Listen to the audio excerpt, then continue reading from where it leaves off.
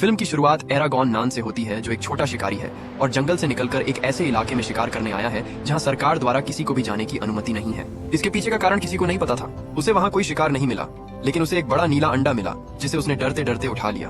उसने सोचा कि यह अंडा बहुत कीमती है, इसलिए उसने शिकार करने के बजाय मांस की दुकान से मांस खरीदने का फैसला किया। जब वो मीट शॉप पर आता है और वहाँ के ओनर को पता चलता है कि ये अंडा उस जगह से लाया गया है जहाँ पर किसी को भी जाना मना है, तो वो डरते हुए एरागॉन को वो अंडा वापस कर देता है। वो उसे उस जगह के बारे में वार्निंग भी देता है और कहता है कि अगली बार वहाँ मत जाना, अगर पकड़े गए तो बच नहीं पाओगे, वही लोग तुम्हें बचाएंगे और सबूत छुपा देंगे।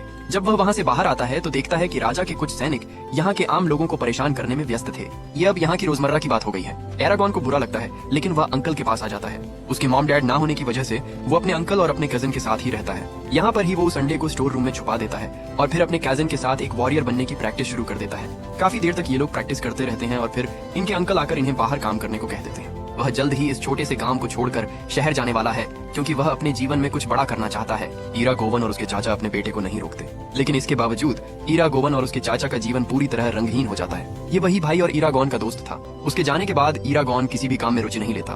कुछ दिनों के लिए वह उस नीले अंडे के बारे में भी भूल जाता है। एक दिन जब वह काम के बाद स्टोर रूम में जाता है, उसके सामने एक अजीब काम होता है। वो अंडा हिलने लग जाता है। यहाँ पर क्या हो रहा था ये उसे समझ नहीं आता। अंडे पे ऐसे टक टक की आवाज आती है, फिर अंडा टूट जाता है और अंडे के अंदर से एक नीले रंग का छोटा सा क्यूट सा जानवर निकलता है।